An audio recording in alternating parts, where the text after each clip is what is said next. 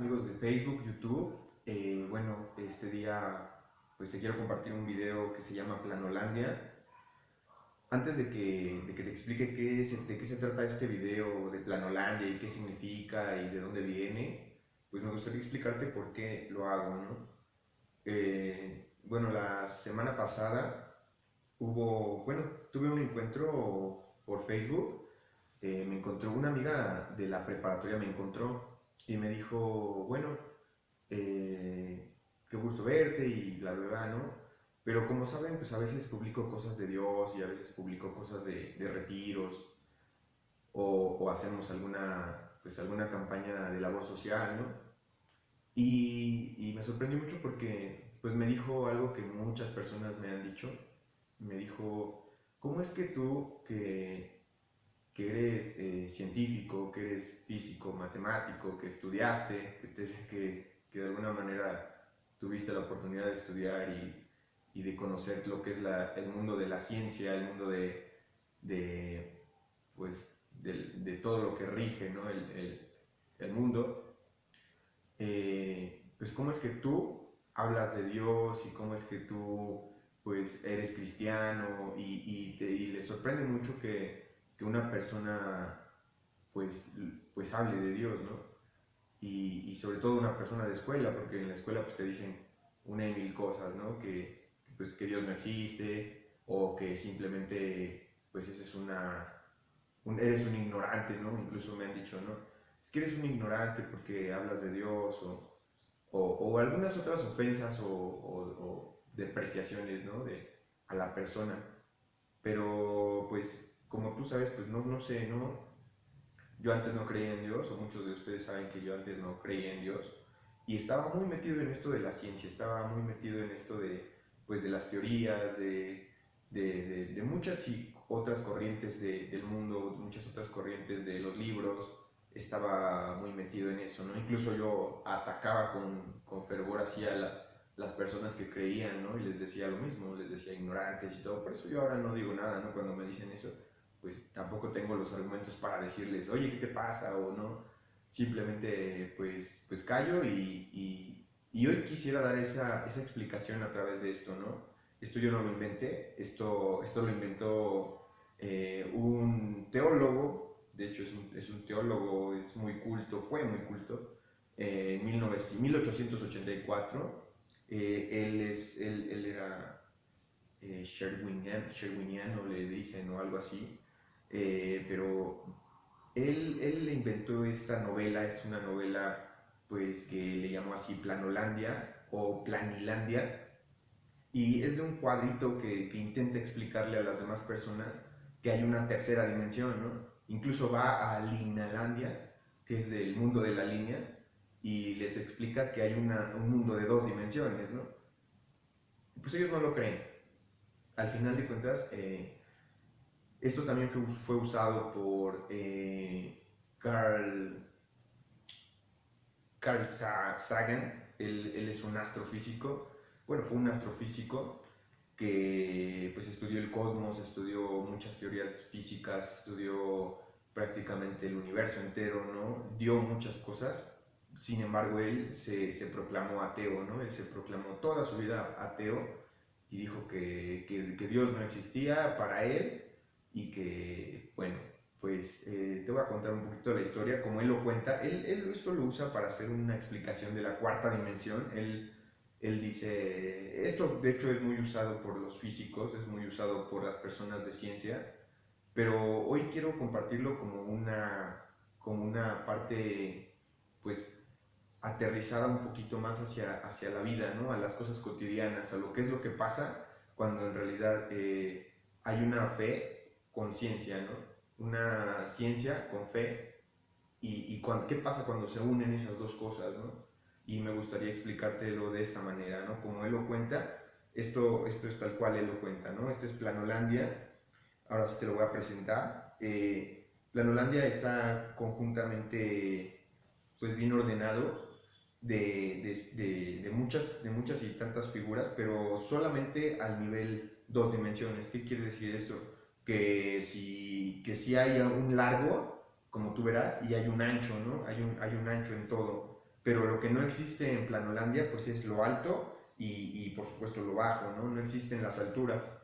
Entonces, este mundo pues prácticamente es plano, ¿no? Como tú puedes ver, pues es un mundo totalmente plano. Aquí, bueno, hay un poco de grosor, pero pues vamos a omitir eso, ¿no? Entonces, él lo explica así, Carl Sagan así explica la cuarta dimensión, ¿no? Y dice que en ese mundo, pues vivían y habitaban pues, muchas figuras, ¿no? Muchas figuras geométricas que tú y yo conocemos, pues hay un triángulo, hay un cuadrado, hay círculos y supongo que hay otras figuras deformes y bueno, como tú podrás ver, pues también tienen una carretera en Planolandia. Aquí no hay baches, aquí ya es perfectamente plano, aquí no hay alto ni bajo, entonces eso es una gran ventaja, ¿no? Y todos viajan en esa carretera, hacen muchas cosas y se divierten, ¿no? Viven su vida totalmente plana, viven en sus casas, tienen también algunos espacios en donde esparcirse, en donde estar, ¿no? Y trabajan y van a la escuela y llegan, duermen y su vida es totalmente plana, como algunos la tenemos. Van, trabajan, regresan a su casa, comen y viven por vivir, ¿no? Ese es su mundo plano, totalmente, pues hasta cierto punto aburrido, ¿no? Entonces, pues ahí no hay montañas rusas, ¿no? No creo que existan, porque no hay subidas ni bajadas, entonces está muy aburrido, ¿no? Pero pues resulta, y dice la novela y también Carl Sagan, que hay un cuadrito que está en su casa, ¿no? Y pues tiene su casita con sus cuatro muros y su puertita, ¿no? Y él ahí vive, ese cuadrito ahí vive, pero un curioso día, pues llega casualmente un objeto tridimensional, ¿no? Ese objeto tridimensional, eh, bueno, es una manzana, ¿no? Ahorita, pero ese objeto tridimensional pues se posa sobre el cuadrito, sobre su casa, ¿no? Porque este objeto tridimensional tiene la capacidad de ver hacia todos lados, ¿no? Este objeto tridimensional puede visualizar qué están haciendo los triángulos y también qué pues, están haciendo todas estas personas y por supuesto tiene contacto con el cuadrito, ¿no? Este pequeño cuadro, pues de repente llega el objeto tridimensional y le dice amablemente, hola. El cuadrito, por supuesto, asustado, voltea a todos lados y dice, ¿qué fue eso, no? Porque él no ve nada, voltea hacia alrededor y no ve nada. Entonces, el objeto tridimensional nuevamente repite, hola. Entonces, pues el cuadrito se asusta, ¿no? Se asusta y prácticamente empieza pues a correr o a buscar qué es lo que está pasando, ¿no? O si se está volviendo loco, o qué ha pasado en su vida, o qué es lo que está escuchando, ¿no? Entonces el objeto tridimensional pues también no quiere asustarlo y mucho menos, ¿no? Simplemente quiere pues tener un contacto con él, pero el objeto tridimensional perfectamente entiende que el cuadrito no lo va a entender porque no lo ve, ¿no? Entonces desciende totalmente, pero como podrás ver, pues simplemente es un pequeño contacto el que tiene con la superficie de Planolandia, ¿no? Y no logra, el cuadrito no logra verlo completamente, ¿no? Hace una interacción, pero no logra verlo completamente. Entonces, el objeto tridimensional le empieza a explicar que hay una tercera dimensión y que existen otras cosas y que no solamente es toda su vida plana y que no simplemente es comer, trabajar, morir. Y entonces el objeto bidimensional que es este cuadrito, pues no lo cree. Dice, no, eso no es posible, ¿no? Y empieza pues a debatir, ¿no? Decir, no, ¿cómo crees? O sea, eso no existe, a mí no me han enseñado eso, en plan Holandia no existe eso, ¿no?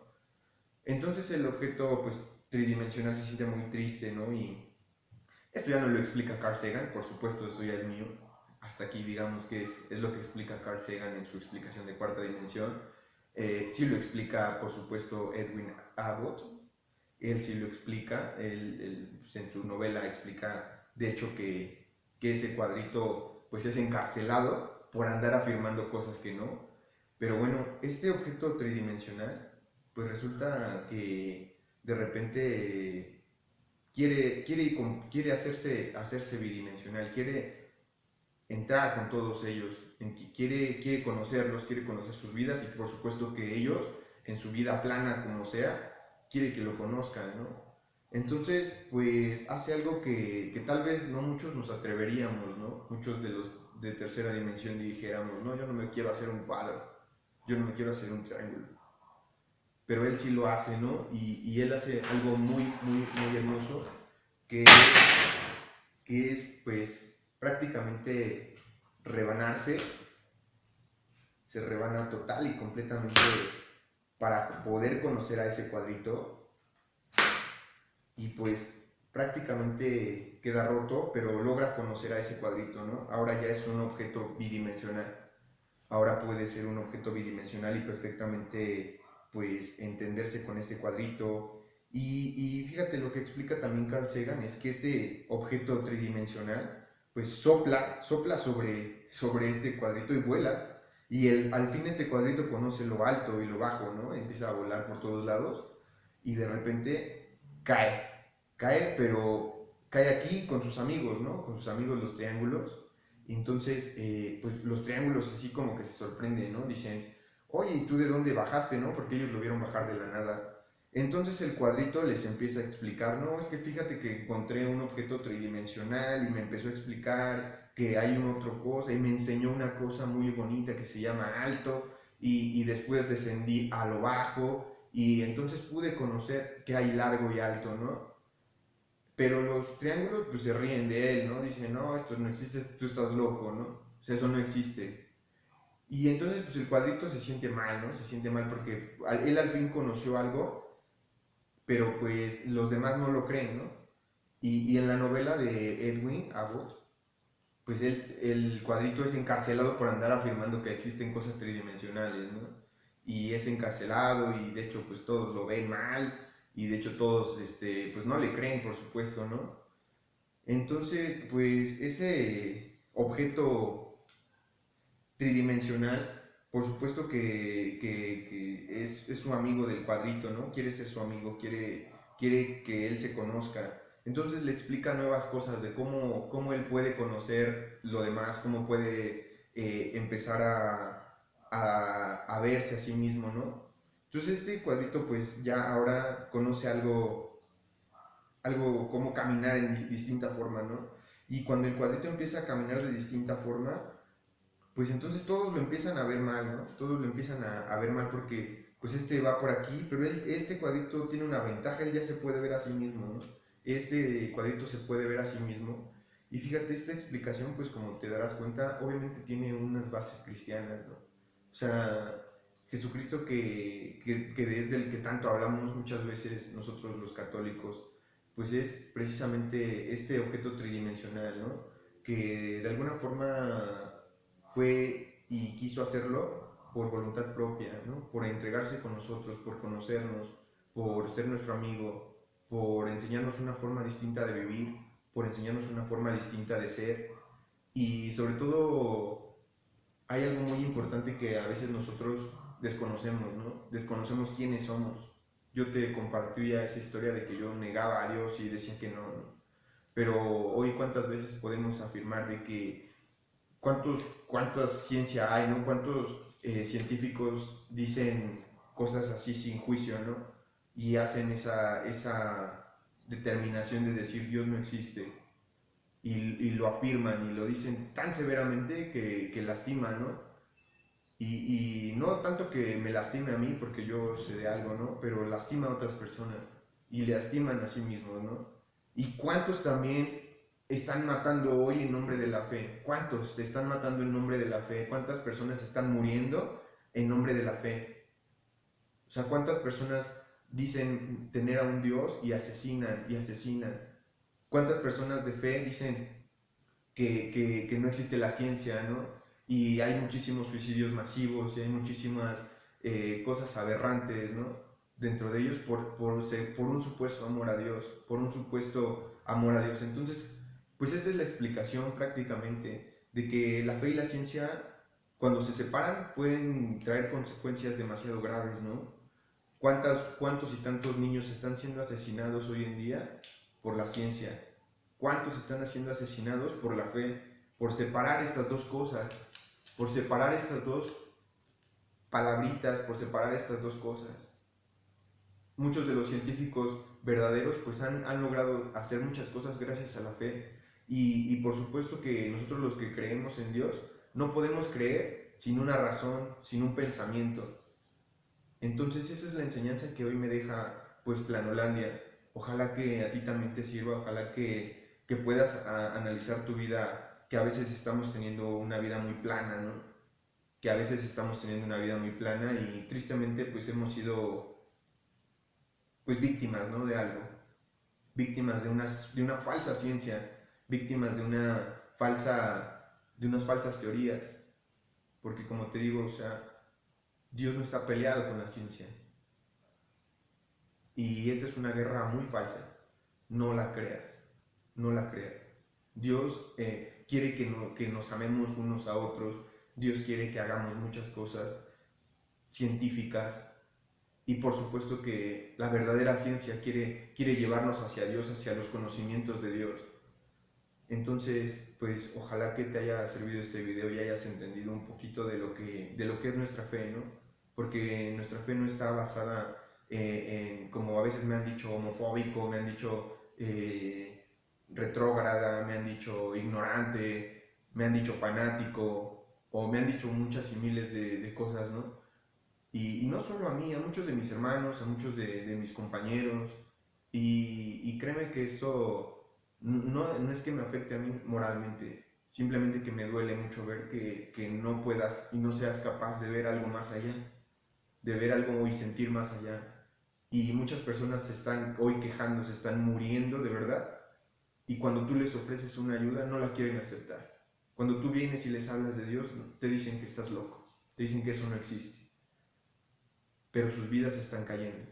Y no es que la mía esté perfecta, pero hoy puedo conocerme, hoy sé quién soy, hoy sé de dónde vengo. Eso es lo que nos enseñan en la iglesia, simplemente. No te dicen, oye, tú eres un pecador y por eso no tienes derecho. No, eso es falso. Eso es totalmente falso. En la iglesia nos enseñan simplemente tres cosas, tres fundamentos, nada más. ¿De dónde vienes? ¿Quién eres? ¿Y a dónde vas? Y una vez que entiendes eso, tu vida cambia. Cuando entiendes de dónde vienes, quién eres y hacia dónde vas, con eso tu vida cambia. Pues muchas gracias y ojalá que compartas este video.